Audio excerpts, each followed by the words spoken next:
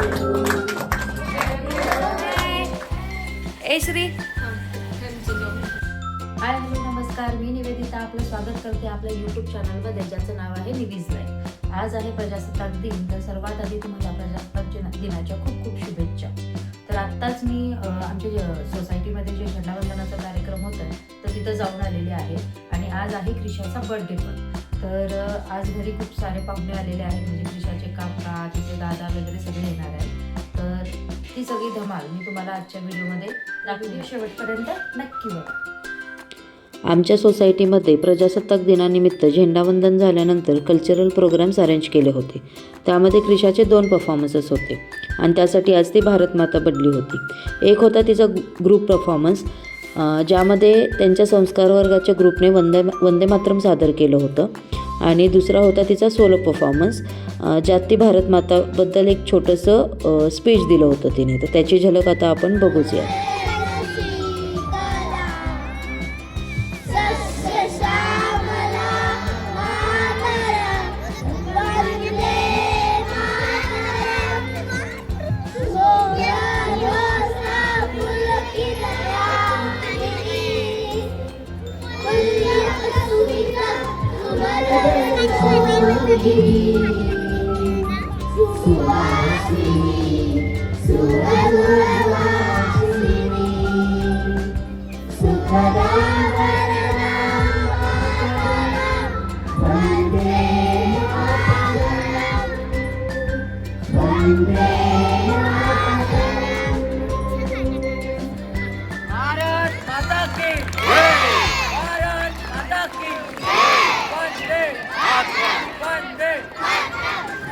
आपली भारत माता खूप महान आहे. तिच्या डोक्यावर हिमालय आहे. तिच्या पायाशी सागर आहे. तिरंगा माझा खूप अभिमान आहे. चक्र माझे खूप मान आहे. वंदे मातरम.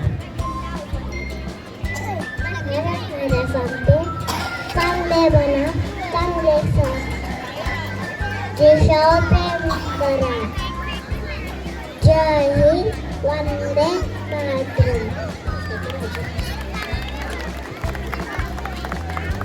Thank you. Now we have Group 8 Kids Group. Danvi. क्रिशाचे performances झाल्यानंतर आम्ही आमच्या क्यूट लिटल भारतमातेसोबत काही व्हिडिओ आणि फोटोशूट केले.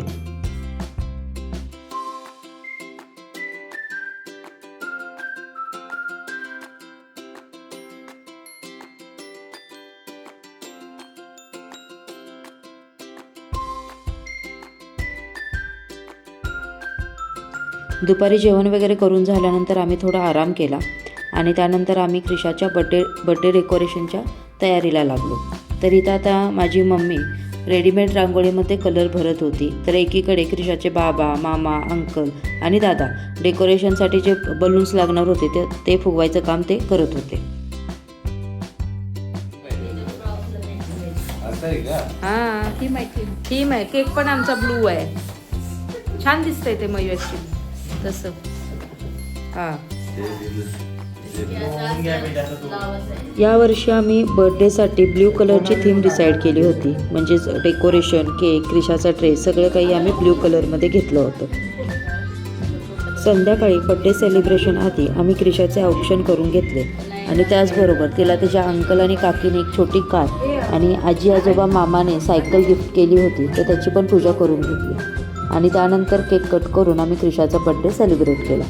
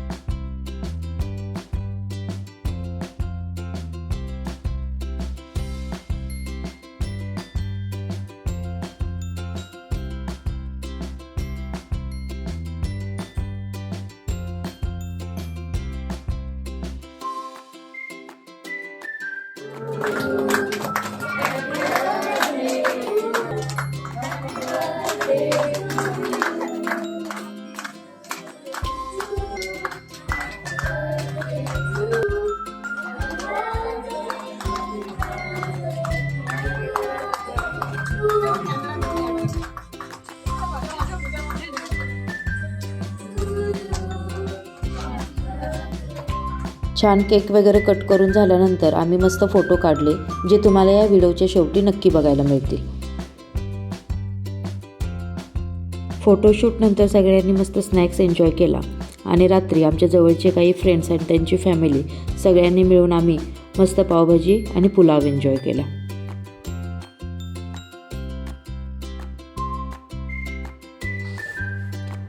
सगळे फ्रेंड्स गेल्यानंतर रात्री क्रिशाला गिफ्ट्स काय मिळालेत हे बघण्याची घाई झाली होती. त्यामुळे ती आणि तिचे अंकल गिफ्ट्स अनपॅक करत बसले होते. त्यात आमचं छोटं पिल्लू म्हणजे माझ्या जावेची मुलगी जिजा मध्ये मध्ये लुडबुड करत होती. तुम्ही तुमच्या लहानपणी कसा वाढदिवस साजरा करायचा हो? आपल्या लहानपणी वाढदिवस म्हणजे फक्त एक दिवस नव्हता, तो पूर्ण वर्षभर वाट पाहिलेला आनंद असायचा. नवीन कपडे घालून शाळेत चॉकलेट वाटताना आपण स्वतःला जगातलं सर्वात स्पेशल मूल समजायचो. गिफ्ट्सही तसेच साधेच मिळायचे, जसं की एखादा पेन, पुस्तक, बिस्किटचा पुडा किंवा 10 रुपयाची नोट. पण त्यात प्रेम मात्र खूप असायचं. आपल्याला अशा स्पेशल ओकेजनला किंवा दिवाळीला नवीन ड्रेस मिळायचा आणि तेच आपण वर्षभर जपून वापरायचं. पण आता तो काळ बदलला. आत्ताच्या मुलांना सगळं सहज मिळतं, त्यासाठी त्यांना कोणत्या ओकेजनची किंवा सणावाराची वाट पाहत बसावं लागत नाही. काळ बदलला आणि त्याबरोबर सेलिब्रेशनची व्याख्या पण बदलली. त्याचप्रमाणे आत्ताचे वाढदिवस पण मोठे झालेत आणि आपल्या मुलांची हौस व्हावी म्हणून पालक आपल्या मुलांना गिफ्ट्स पण तसेच मोठे मोठे देतात. तुमच्या लहानपणी तुमचे बड्डे कसे सेलिब्रेट व्हायचे, तुमच्या काय गमती जमती असायच्यात हे मला कमेंट करून नक्की सांगा. तर असा झाला आमच्या क्रिशाचा बड्डे मस्त सेलिब्रेट. यानंतर तुम्हाला बड्डेचे काही मोमेंट्स बघायला मिळतील, ते नक्की बघा आणि कसा वाटला आजचा व्हिडिओ ते कमेंट करून नक्की सांगा.